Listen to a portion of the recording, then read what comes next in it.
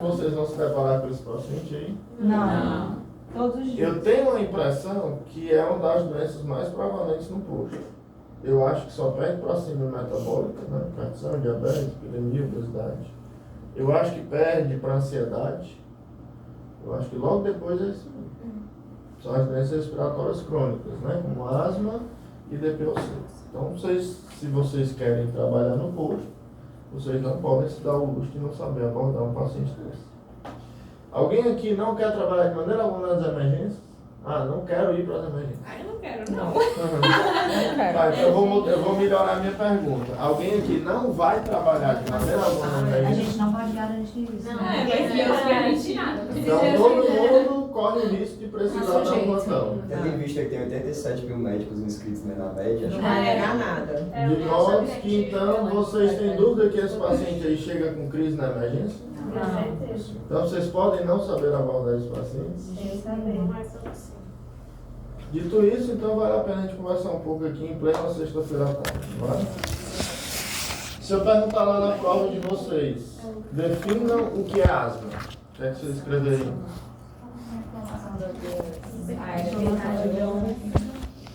É uma inflamação das vias aéreas inferiores. Muito bem. Inflamação aguda ou crônica?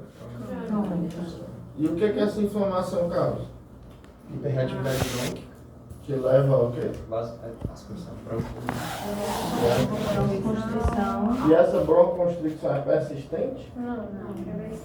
Ela é, pelo menos, parcialmente reversível. Se vocês entenderem essa definição, vocês vão entender muita coisa que nós vamos falar aqui. Então eu vou repetir para vocês. É uma doença inflamatória, crônica, das pequenas vias aéreas, que leva a quadros de broncorreatividade, levando a broncoconstricção, certo? E que essa broncoconstricção, ela é pelo menos parcialmente reversível. Pelo menos parcialmente reversível, certo? A asma, pessoal, tem quem quer ou tem quem pode? Tem quem Se der uma doida aqui, eu quero ter asma, eu vou ter? Não. A pessoa tem que ter alguma coisa para ter asma. Né?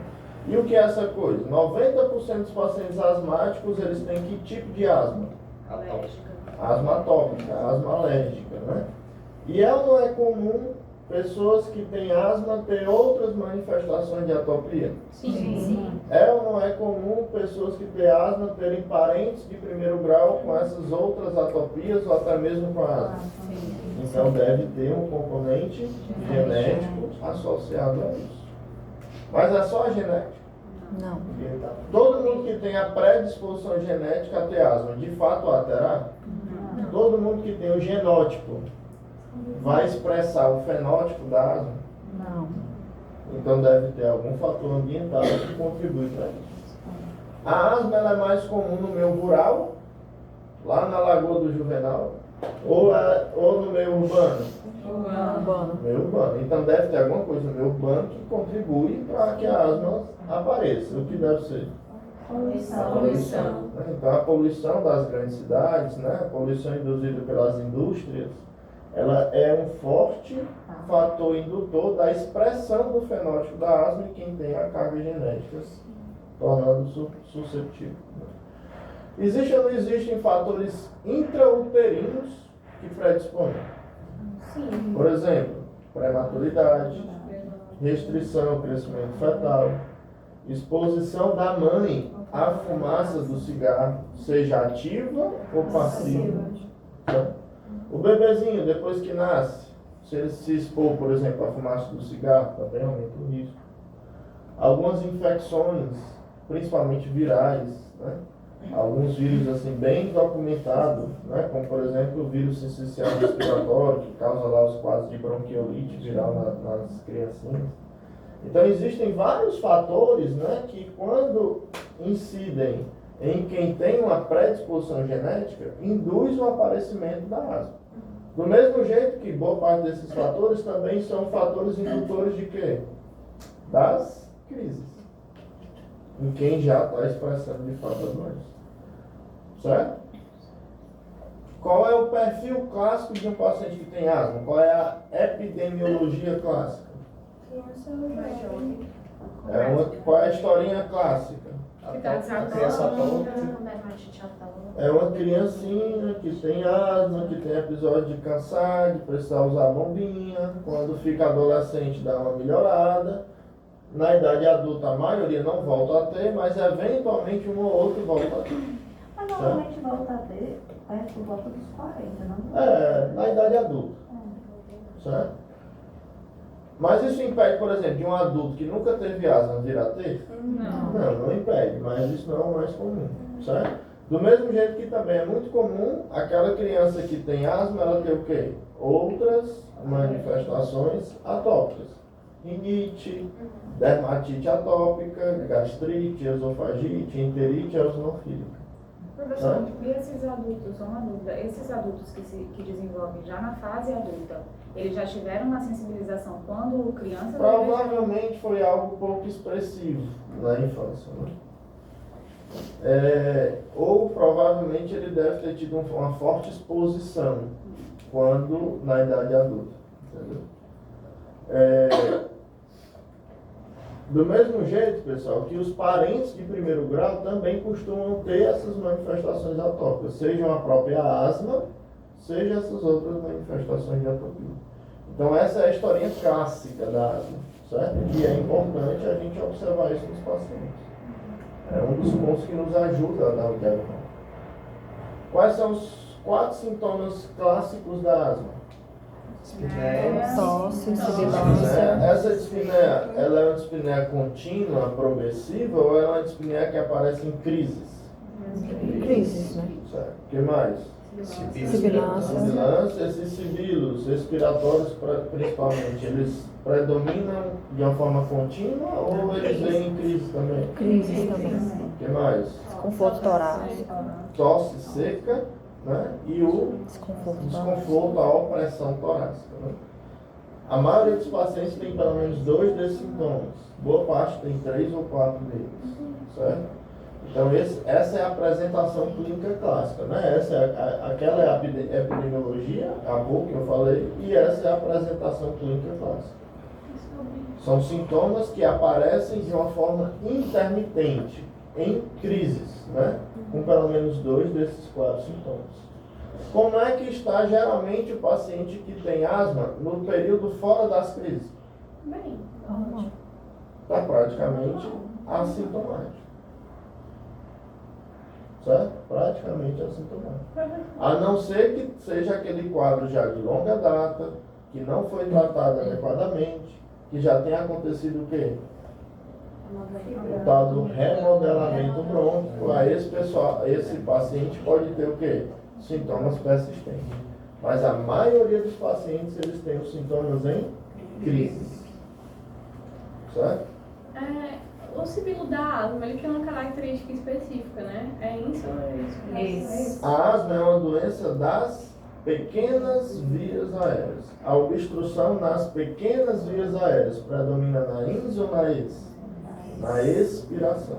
Então, a imensa maioria dos pacientes asmáticos, eles têm sibilos e roncos apenas expiratórios. Quando é um quadro assim muito grave, ele pode vir a ter ins e ex. Mas a maioria das vezes é apenas ex. Certo? Uma vez que vocês conhecem a epidemiologia da doença, uma vez que vocês conhecem a sintomatologia da doença, a apresentação clínica da doença, o que é que vocês precisam mais para dar o diagnóstico? Mas nem precisa. Então vamos lá, quando vocês estiverem lá no interiorzinho do interiorzinho, lá na Lagoa do Juvenal, quando chegar lá o seu Zé com sintomas de asma. Tem lá os seus 30 e poucos anos, tem a historinha que teve quando era criança, depois melhorou, quando estava adulto, teve aí uma gripe muito forte e agora ficou com o peito chiando. O seu José tem lá o seu irmão que tem os mesmos sintomas e a mãe dele também tem. O pai dele é bicho do mato, não tem nada, mas a mãe dele tem. E aí ele tem esses sintomas que eu acabei de citar para vocês. Se vocês pediram uma espirometria para o seu Zé, ele vai fazer daqui a quanto tempo? Se vocês pediram raio-x do tórax para o seu Zé, ele vai fazer daqui a quanto tempo? Então isso quer dizer que o seu Zé não pode ser tratado? Olha, assim, acho que a espirometria era boa para fechar para o diagnóstico. Mas você não Então, a vai mesma coisa que eu falei para vocês quando nós conversamos sobre pneumonia, né? O diagnóstico de pneumonia, assim como o diagnóstico de asma, é um diagnóstico clínico. Clínico. Eu não estou dizendo, porque a clínica é, Soberano. mas eu não estou dizendo para vocês que os exames não são importantes. Eles são sim importantes. Eles devem ser realizados se estiverem disponíveis. Mas vocês não podem se apegar aos exames para dar o diagnóstico. E nem atrasar o tratamento. Certo? No caso do seu Zé, que eu acabei de citar aqui, qual é a melhor forma da gente confirmar esse diagnóstico? Já que não temos os exames disponíveis. Teste Teste terapêutico. Você vai tratar o seu Zé. Se ele aderir às medidas terapêuticas e ele tiver uma boa resposta, isso fortalece muito a sua hipótese diagnóstica e torna-se ainda mais provável você estar certo. Certo? Então, assim, não se apeguem aos exames diante de um paciente com toda a história clínica compatível. Ao mesmo tempo que vocês devem sim solicitá-los se estiverem disponíveis. Mestre, eu ia perguntar se para receber do SUS as medicações, se eu preciso de uma espirometria justificando. Não. Deu para entender, pessoal? Uma vez que tenhamos os exames disponíveis, né? Qual deles é o mais importante? Espirometria. E aí, pessoal, a tal da espirometria, né? Essa sopa de letrinhas, tem aqui vários números, né? Mas tem 3 deles aqui que são muito importantes que vocês saibam analisar. São quais? É o CVF, o VF1 e a relação entre eles, que é o famoso índice de... Vamos raciocinar aqui um pouco. Qual é a definição da asma? É uma doença inflamatória crônica que acomete as pequenas vias aéreas, levando a quadros de broncoreatividade, broncoconstricção, que são pelo menos parcialmente reversíveis. Então, se vocês entenderem isso, vocês vão entender isso aqui. Por exemplo, é uma doença das pequenas vias aéreas, certo? Das pequenas vias aéreas. As pequenas vias aéreas, mais especificamente os bronquíolos respiratórios, lá quase chegando já nos alvéolos. Essa estrutura, ela tem cartilagem? Ou só a parte mais distal, aliás, proximal da via aérea que tem cartilagem? Essa parte não tem mais cartilagem, já está chegando lá nos alvéolos, né? E qual é a implicação disso? Está ou não está inflamado? O muco está ou não está mais espesso? Então, o que acontece depois que passou todo o ar da inspiração? Colabora. Por quê? Porque está inflamado. E aí o ar entrou, só que agora o ar vai ter que sair, está fechado. Certo? O que é mais difícil? É o esforço inicial para poder abrir, ou depois que abriu, conseguir sair? O esforço inicial. Então, o que é o CVF? É a capacidade vital forçada. E o que é isso? É a quantidade de ar que um paciente consegue colocar para fora em uma expiração forçada, que foi precedida por uma inspiração forçada. O CVF vai ou não vai estar reduzido na asma? Vai. Por quê? Porque existe a obstrução ao fluxo aéreo. O que é o VF1? É o volume expiratório forçado do primeiro e segundo. Se está obstruído, se no final lá da inspiração fechou, colabou a pequena via aérea. E é justamente essa a parte mais difícil, o comecinho, que é de abrir. Depois que abriu, tem dificuldade, mas é menos difícil. Então, então o VF1 vai cair também? Vai. Quem é que cai mais? É o comecinho ou é depois que abre, continua? É o comecinho. Deu para entender? Vamos lá. No final da inspiração, encheu o ar. Encheu o peito. Fisiologicamente, a nossa via aérea continua aberta ao final da inspiração. Por quê? Porque não está inflamada. A pressão, né, pleural junto com a pressão na via aérea faz com que os bronquíolos terminais continuem abertos. Só que o paciente que está inflamado, o muco é diferente, né? A estrutura está inflamada. Então, o que é que acontece? Fecha. Então, o que é o CVF? É a quantidade de ar que vai ter que sair por alguma coisa que estava obstruída. Então, vai ou não vai reduzir? Vai. O VF1 é essa mesma quantidade de ar que vai sair, só que a do primeiro segundo. Eu vou medir só o que sai no primeiro segundo. Isso é o VF1. E no primeiro segundo, no início da expiração, o que é que está acontecendo? Estava fechado. Eu vou ter que fazer um esforço danado para poder abrir. Depois que abriu, continua sendo difícil, porque não vai abrir o tanto que era para abrir. Mas pelo menos já está aberto. E aí vai continuar saindo. Então, o que é mais difícil, pensando só na expiração? É o começo da expiração ou é o restante da expiração? O começo. Então, é por isso que ambos esses valores caem. Mas quem é que cai mais? O VF1, que é o começo da expiração. Se ele cai mais e ele está no numerador aqui dessa relação, então isso quer dizer o quê? Que essa relação vai ser baixa. Abaixo de quanto? Abaixo de 70%. Certo? Então, toda vida que a gente vai fazer espirometria, a gente coloca lá o sexo do paciente, a idade e o peso. E aí a máquina já calcula o valor que é esperado que esse paciente tenha. Para esse paciente aqui em questão, é esperado, isso aqui tem líquidos, tá? É esperado que ele tenha esse valor aqui do CVF. Só que ele só teve este valor. Caiu ou não caiu? Esse valor aqui corresponde a 64% desse. Certo? O VF1, o esperado que esse paciente atingisse, é isso aqui, ó. Só que ele só atingiu isso. Caiu ou não caiu? Esse valor aqui corresponde a essa porcentagem desse. Certo? E a relação entre eles deu 64,9%. Ou seja, deu abaixo de 70%. Isso aqui está me dizendo que é asma? Não, isso aqui está me dizendo que é uma obstrução da pequena via aérea. É somente a asma que causa isso? Que outras doenças poderiam causar esse mesmo padrão? DPLC e quem mais? As bronquiectasias, né? Que a fibrose cística é um fator de risco para as bronquiectasias. Professor, no caso não teria que ver o porcentagem do previsto não, no difenol ali, que está 78%. Aqui, ó.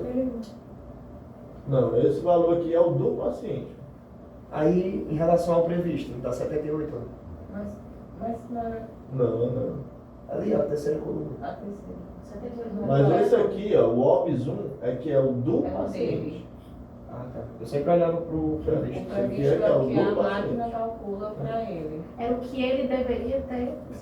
Não, o previsto, né? Então, o previsto. O previsto 78%. Mas o que ele Se tem você é a pegar, primeira. se você fizer a conta e dividir esse número por esse número aqui, vai dar isso aqui. Isso aqui, o que importa para mim não é a porcentagem do previsto. O que importa para mim é a relação matemática entre esses dois números que eu medi. O que importa é o que o paciente aqui tem. é Isso só aí é o que 70, poderia que é o ser que ele parâmetro. tivesse se ele não tivesse asma. Quando eu digo, passei aí para você perguntar um negócio? Eu Quando estou eu entendendo sua pergunta, você está quando eu tratando digo de situar isso aqui. ele dizia que, tipo assim, o do paciente é esse. O previsto que a máquina deu para ele é 82. Aí, por exemplo, a porcentagem do previsto é 78. Aí, quando o Gina falava que a gente tinha que olhar se o difenol era menor que 70% do previsto, eu pensava que era essa. Não, é isso aqui. Ah, tá. Show de bola. É isso aqui. Os 70% é a relação entre os valores medidos. Entendeu? Então, olhe para a primeira coluna. Exato. Então, isso aqui seria compatível com qualquer desses quadros obstrutivos que nós citamos. Né? Só que a asma, ela tem uma característica especial, que ela é o quê? A obstrução, ela é pelo menos parcialmente reversível. Então eu vou fazer o teste com o broncodilatador, 20 minutos depois eu vou reavaliar esse paciente. E aí eu posso olhar principalmente para quem? Para o VF1. Os novos guidelines já estão falando que você pode olhar também com o CVF. Mas a gente olha principalmente com o VF1. Esse valor aqui era o VF1 antes do broncodilatador. Esse valor aqui é o VF1 depois do broncodilatador. Então aumentou ou não aumentou os 200 ml em números absolutos? Aumentou, porque é 0,2, né? Já que está em litros. Então aumentou bastante. Deu para entender? Aumentou ou não aumentou os 12% da relação, que é aquilo da porcentagem do previsto. Era 50% e foi para 80%. Aumentou ou não aumentou? Então isso quer dizer o quê? Que teve reversibilidade considerável. Quando é que eu posso dizer isso? Quando aumenta pelo menos 200 ml em números absolutos e pelo menos 12% em números relativos. Então, com isso aqui, eu comprovei que há uma obstrução da pequena via aérea e essa obstrução ela é pelo menos parcialmente reversível. Se eu olhar só para essa espirometria aqui, eu posso dizer que esse paciente que fez essa espirometria, ele é asmático? Não, Pode, porque Ah, eu acho que Não. o tífilo dele está abaixo de 70 e ele teve E ele responsabilidade. teve resposta. mas na DPLC às vezes também tem resposta. Não, mas não tem quase na DPLC. A clínica Mas não Não, é. mas ele disse, olhando só essa espirometria. Isso. A clínica Não, olha olhando só para a essa- espirometria. Não, tu não sabes quem é, não sabe qual é o paciente, eu acho que não. Eu não posso dizer. Por quê? Porque o DPLC não tem reversibilidade a este ponto. Pode ter uma Mas mínima pode ter uma reversibilidade, mas não a este ponto aqui. Não preenchendo os critérios que preencheu aqui.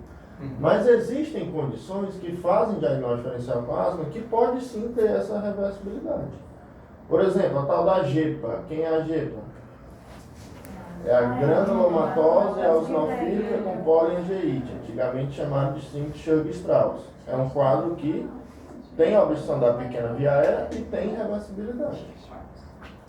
Vocês já ouviram falar na aspergilose broncopulmonar alérgica? É uma outra condição que faz diagnóstico diferencial com a asma. E tem reversibilidade. Certo? Então eu não posso dar um diagnóstico de asma olhando só para a espirometria. Eu tenho que levar em consideração a apresentação clínica do paciente. Deu para entender? Você tem que juntar os dados, né? É como eu gosto de brincar com vocês dizendo o seguinte: se tem a pena de um pato, se anda como um pato, se tem o bico de um pato, é porque deve ser um pato. Né? Então, se tem epidemiologia, se tem a apresentação clínica, se tem o exame físico, se tem a espirometria, é porque deve ser. Deve ser. Se fosse intoxicação, poderia ter por exemplo, inalou alguma substância tóxica, poderia ter um vírus assim ou não? Teoricamente, naquele momento ali não. Assim, é difícil ele responder, porque não se faz a espirometria no contexto dele. É difícil, né? Mas você tá nem calcula, né? Não dá pra saber. Exato. Deu para entender, pessoal? Então, assim, isso aqui é um padrão clássico da espirometria. Né? Outros exames podem ser solicitados? Pode. Por exemplo, um hemograma. O que o hemograma poderia me ajudar no diagnóstico da asma? Pode ter a eosinofilia, muito bem. Então, se tiver a eosinofilia, quer dizer que é asma? Não. Pode ser o quê? Parasitose intestinal. Essas condições que eu citei há pouco, a granulomatose eosinofilia com poliangeite é critério para a doença a eosinofilia. A aspergilose broncopulmonar alérgica é critério para a doença a presença de eosinofilia. Então, o fato de ter eosinofilia não quer dizer que é asma. Do mesmo jeito que o fato de não ter, não exclui. Certo? Provas inflamatórias, VHS, PCR, costumam estar elevadas de uma forma considerável na asma? Pode ter ali uma discreta elevação, afinal de contas a asma é uma doença inflamatória. Mas é muito mais elevada nesses diagnósticos diferenciais que eu citei há pouco, principalmente nas vasculites, né? A VHS costuma elevar-se bastante, como na síndrome de Churg-Strauss. Professor, a presença de eosinofilia tem relação com o prognóstico e tratamento? Tem relação com a resposta aos imunobiológicos. Raio-X do tórax, eu devo pedir? Sim. Sim, devo pedir se estiver disponível. Mas existe alguma alteração assim clássica da asma na radiografia do tórax? Não. Ela vai servir muito mais para descartar os principais diagnósticos diferenciais. Por exemplo, um paciente com DPLC, né, é bem verdade que a história clínica de um paciente com DPLC é totalmente diferente da história clínica de um paciente com asma. Mas a radiografia do tórax seria bem diferente, de fato. As bronquiectasias, do mesmo jeito. A história clínica é bem diferente. Bronquiectasia, geralmente, o que é que o paciente tem? Ele tem histórico de infecções respiratórias de repetição. Ele tem tosse. A tosse é contínua, a tosse é produtiva, secreção purulenta em grande quantidade. O DPLC tem todas aquelas outras características que os distinguem clinicamente da asma. Né? Mas o raio-x, né, dessas condições costumam ter alterações que fazem a gente pensar nelas. Diferente da asma, que geralmente o raio-x não tem nenhum achado assim que seja indicativo de um quadro asmático. Aqueles prick test, né? Para identificar qual é o fator alérgeno. Aquilo ali é interessante? Né? Porque você vai identificar qual é o fator que o paciente tem alergia. Mas aquilo ali é critério para o diagnóstico? Não. Então, qual é a moral da história? Né? Os exames, eles são importantes, mas dependem, a sua interpretação depende da clínica do paciente. Deu para entender? Dito tudo isso, conhecendo a fisiopatologia da doença, conhecendo a epidemiologia da doença, a sua apresentação clínica, a sua avaliação complementar, os seus diagnósticos diferenciais, que são esses que eu citei. O que falta a gente falar? Do tratamento. O tratamento da asma, pessoal, ele tem dois grandes pilares. Quais são? É o tratamento farmacológico e o tratamento não farmacológico. Certo? 90% dos pacientes asmáticos têm qual tipo de asma? Atópica. Então, existem fatores que predispõem ao surgimento das crises. O principal deles é a poeira, a presença de ácaros. Né? Então, aquelas medidas de higiene básica da casa, né, são coisas bem importantes para esses pacientes. Eles precisam evitar coisas que acumulam poeira, né? Carpete, almofadas, cortinas. Eles precisam estar trocando a roupa de cama frequentemente ao longo da semana. É preciso que tenha exposição à luz solar. Quando vai limpar o chão, ao invés de passar uma vassoura, tem que passar um pano úmido. Quando vai limpar lá os móveis, né, ao invés de passar o espanador, né, tem que passar um pano úmido. Enfim, tem lá aqueles detalhes. Os produtos de limpeza não podem ter um cheiro forte. Né? Então, tudo isso é importante para o paciente que tem asma. Obviamente, ele não deve fumar. Obviamente, ele deve evitar se expor a locais, né, que tenham uma grande quantidade de poluente, locais onde estão tendo queimadas. Né? Qual um dos principais fatores indutores de crise na asma? Talvez seja um dos mais frequentes. As infecções. Né? Então, tem como eu evitá-las? Assim, é difícil. Tem como eu reduzir a chance delas acontecerem? Tem. A gente pode vacinar. Então, é por isso que esses pacientes todos os anos têm que ser vacinados para influenza, todos os anos têm que ser vacinados para Covid.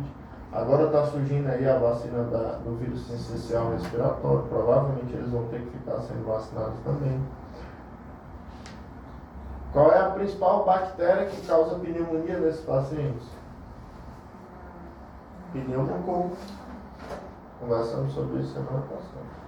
Não, pneumococo. Então, tem ou não tem vacina antipneumocócica? Tem.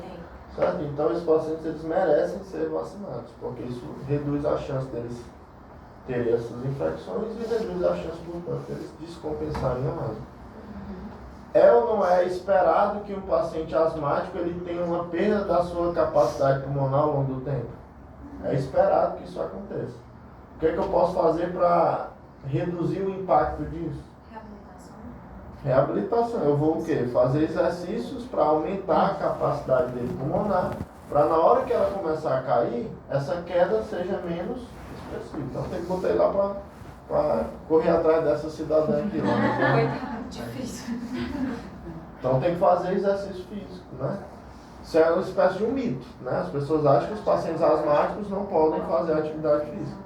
Pelo contrário, se ele é asmático, ele não está conseguindo fazer exercício, é porque ele não está bem tratado. Né? Eu tinha asma quando era criança, né? E eu sempre fui metido a jogador de futebol, sempre gostei de jogar futebol. Competia, uma coisa do mundo. E eu sempre tinha crises quando eu jogava bola. Né? Até que eu comecei o tratamento. O que é que eu fazia? Eu me dopava antes de ir pro jogo. Né? Tomava lá a bombinha, fazia a cabeça e aí ia correr. Naquela época era muito... fazia parte, né? Era bem difundido essa questão de você tratar só as crises. Então eu não fazia um tratamento de manutenção, só usava a bombinha antes de jogar a bola. Para evitar a crise. Para evitar a crise. Mas hoje em dia isso não existe, né? Hoje em dia praticamente todo paciente asmático documentado, ele usa pelo menos o corticoide inalatório. Então se o paciente é asmático, ele não consegue fazer atividade física, está errado, ele não está bem tratando. Certo? Então tudo isso é importante, porque não adianta a gente estar empurrando remédio para o paciente e ele não está fazendo as medidas não farmacológicas. Certo? Em relação às medidas farmacológicas, qual é a definição da asma, pessoal? Ela é uma doença inflamatória. Então o cerne do tratamento da asma são substâncias o quê? Anti-inflamatórias. Qual é a principal delas? Corticoide.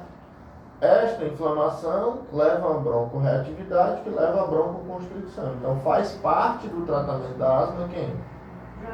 Os broncodilatadores. Fica fácil da gente entender. E aí tem lá aquele negócio que vocês quebram a cabeça danada tentando entender. Step 1, Step 2, Step 10, 15, 20, né? Eu prefiro que vocês entendam o que é racional diante da evolução desse tratamento. Se eu estou com um paciente que é asmático, qual é a primeira medicação que eu vou iniciar para ele? Corticoide inalatório. Então eu vou orientar as medidas não farmacológicas, eu vou prescrever o corticoide inalatório. Daqui a 4 ou 6 semanas eu vou reavaliar esse paciente. E aí eu vou fazer 4 perguntas para ele. Quais são? Se tem despertar noturno ao longo de uma semana, se tem pelo menos 2 vezes sintomas diurnos, se precisa usar pelo menos 2 vezes a bombinha e se essas alterações estão influenciando na qualidade de vida dele. Tem que ser em 4 semanas ou em 6? Uma semana. A reavaliação é em 4 a 6 semanas. Mas essas perguntas... Aí Se referem a uma semana. Não, eu sei, era tempo de reavaliação mesmo. É, 4 a sei. 6 semanas, né? Aí faz essas perguntas para saber como foi por semana. Exato. E aí, se ele responder não a todas essas perguntas, quer dizer que ele está o quê? Bem, Controlado. Se ele responder sim a 1 ou 2 perguntas, quer dizer que está parcialmente controlado. Se responder sim a 3 ou 4 perguntas, quer dizer que está descontrolado. Então, se o paciente estiver controlado, o que é que eu vou fazer com o tratamento? Vou manter. Se ele estiver parcialmente controlado ou descontrolado, quais são as minhas opções? Ou eu aumento a dose do que ele está fazendo, ou eu acrescento uma próxima medicação. Então, se eu for acrescentar uma próxima medicação, quem seria? Um beta-2 agonista de longa ação. Quem são os exemplos? Formoterol. Formoterol e o salmeterol. Certo? E aí eu vou fazer a mesma coisa. Daqui a 4 ou 6 semanas, reavalio aquele mesmo paciente, faço aquelas mesmas 4 perguntas. Se ele estiver controlado, o que é que eu faço? Mantenho. Se estiver parcialmente controlado ou descontrolado, o que é que eu faço? Ou eu aumento a dose de tudo que eu estou fazendo, ou eu acrescento uma terceira medicação. Certo? Quem seria a terceira medicação? Pode ser ou o antimuscarínico de longa ação ou o antileucotrienos, que é um anti-inflamatório também. Aquele hipatrópico. E aí o brometo de tiotrópio, certo? É o antimuscarínico de longa ação, que é o famoso Spiriva. Seria uma das opções aqui. E o hipatrópio é o atrovente, é o de curta ação. É utilizado nas crises. Certo? Então, o antimuscarínico de longa ação é o brometo de tiotrópio. E o antimuscarínico, aliás, e o antileucotrienos é o montelukast. Mas aí é para inflamatórios, não. É oral. É oral, né? é oral, comprimido. E aí você escolhe uma dessas medicações e inicia para o paciente com uma terceira medicação. E aí, toca o barco. 4 ou 6 semanas, reavalia o paciente, faz aquelas mesmas perguntas. Se você concluir que está bem controlado, mantém o que você está fazendo. Se não está controlado, está parcialmente ou descontrolado, ou eu aumento a dose de tudo que eu estou fazendo, ou se já estiver na dose máxima, eu vou acrescentar uma quarta medicação. Se eu tinha acrescentado um antimuscarínico, agora eu vou acrescentar um antileucotrieno. Se eu tinha acrescentado um antileucotrieno, agora eu vou acrescentar um antimuscarínico. E aí toco lá. Se eu chegar ao ponto de com 4 medicações, essas 4 que eu falei, eu não consegui controlar esse paciente, o que é que eu tenho que fazer? Eu vou coletar exames, né? Vou coletar o escarro para dosar os eosinófilos no escarro, vou dosar IgE no sangue, não é isso? E vou começar o que nesse paciente? Eu vou começar um corticoide sistêmico para esse paciente. Certo? Por quê? Porque eu preciso tirar ele da crise com uma medicação de curto prazo, ou de rápido início de ação. E eu vou encaminhar esse paciente para quem? O pneumologista. Certo? Porque aí o pneumologista vai receber o resultado desses exames que eu pedi, né? E vai começar aqui medicação para esse paciente. O corticoide vai tirar ele vai controlar os sintomas dele? Com certeza vai. É muito provável que sim. A grande questão é o seguinte: eu posso manter o corticoide por um longo período de tempo? Não. Então tem que existir aí alguma medicação para me permitir desmamar esse corticoide. E é isso que quem faz realmente é um especialista. Até aqui, quem é que cuida desse paciente? Teoricamente somos nós, clínicos, são vocês, em breve, generalistas. Certo? Mas ele chegou a precisar de corticoide, ele vai ter que ser fenotipado, ele vai ter que iniciar os imunobiológicos. Né? E aí realmente é uma conduta do especialista. Qual é o nosso papel? Coleta os exames, né? Não tem segredo nenhum. Coleta o escarro, coleta a dosagem de IgE, começa o corticoide, uma prednisona, 0,5 mg por quilo por dia, ou algo próximo disso, e encaminha para o coleta. Detalhe, né? Coleta os exames antes de começar o corticoide. Porque se começar o corticoide antes, os exames vão estar falseados. Deu para entender? Sim. Adianta a gente ter descido aqui até o ciclo de Krebs e o paciente não saber usar o remédio? Não. Então ele tem que saber usar. Não tem segredo, pessoal. Pega lá a bombinha, certo?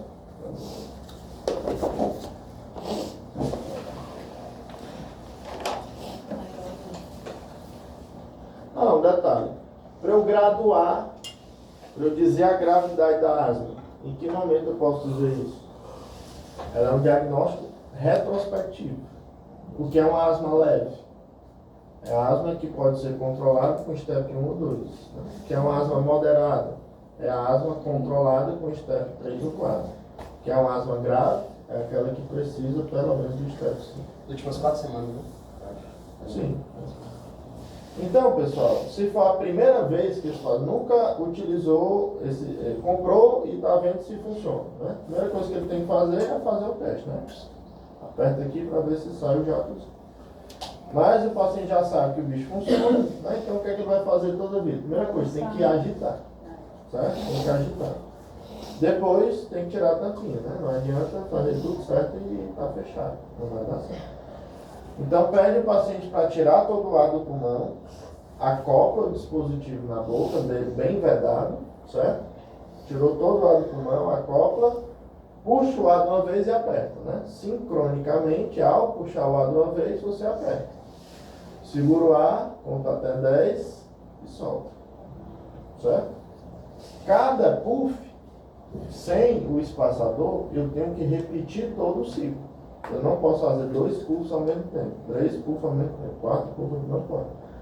Cada ciclo desse que eu falei é um puff, certo? Qual é a diferença se eu utilizar o espaçador? No espaçador, eu vou agitar, eu vou abrir, eu vou conectar o espaçador, vou botar todo o ar para fora, eu vou acoplar aqui na máscara e eu vou colocar todos os puffs que eu tenho que fazer, certo? E eu não preciso puxar de uma vez. Com a máscara do espaçador, eu só preciso ficar respirando lá dentro. 10 segundos. Pelo menos 10 a 20 ciclos respiratórios. Certo? Essa é a diferença de usar o espaçador ou usar sem o espaçador. Teoricamente, deve ser feito sempre com o espaçador. E se no meio da medicação tiver um corticoide, o que é que tem que fazer sempre? Tem que lavar, né? Tem que ter a cavidade oral para evitar candidíase oral, né? E qual é a melhor forma da gente saber se a pessoa entendeu o que eu falei? Pedir para ela demonstrar. Né? Então isso faz parte da orientação também. Né? Você pedir para ela demonstrar. Professor, coloca isso para saber se eu Professor, e tem algum tempo Não, só o tempo de respirar um pouquinho. Né? Vai ter que botar a máscara aqui, né? Precisa essa máscara aqui. essa matéria é pequena, né?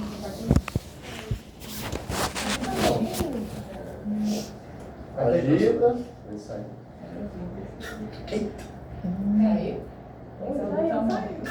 Lembrei os vários tempos, professor. Mais tarde eu vou jogar lá, não vai ter o jogo. Ah, o senhor vai?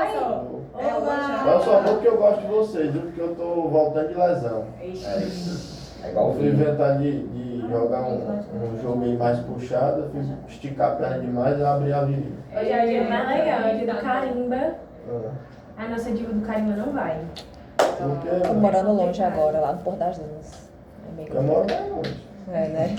Se duvidar, a gente vai perder WO, né? Vai, viu? Não, Vocês vão. Pois Vocês é. não vão perder Vai WO. Vocês vão, não tem ninguém. Não tem time, só tem eu e a Bira, praticamente. Fã. Sério, porque ninguém se empolgou. Ou então já vamos perder. Então talvez Deve não ter gente vai ter morando por lá de Deus agora. Tem. Mas Então ninguém vai jogar. qualidade de vida, né? Eles devolvem. Bom. Sério? Sério. Bom, pessoal, é o seguinte, e o último caso, para não ser um descaso, nós vamos aprender a abordar um paciente na emergência. Certo? Então, assim, a anamnese, né, pergunta ali os dados mais importantes, né, mas a anamnese mais objetiva, direcionada. Não precisa perguntar se ele conhece o barbeiro. Tá bom. Certo?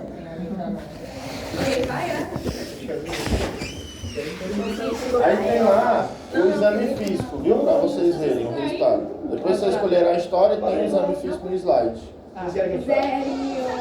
Karina. Não sei, pô. Aí vai, será Ei, tá tudo bem, não pode. Ei, vamos lá, sério. Já tá bom, briguei. Então, vocês querem cair, tipo, vai. A gente quem? Não, pode ir. Vai com a Bena, vai com a Bena. Arrocha. Quem for leva, por favor. Porque pertence lá, não daqui. Ai, palavra Ah, tá. Gente, que eu tô legal, engraçado.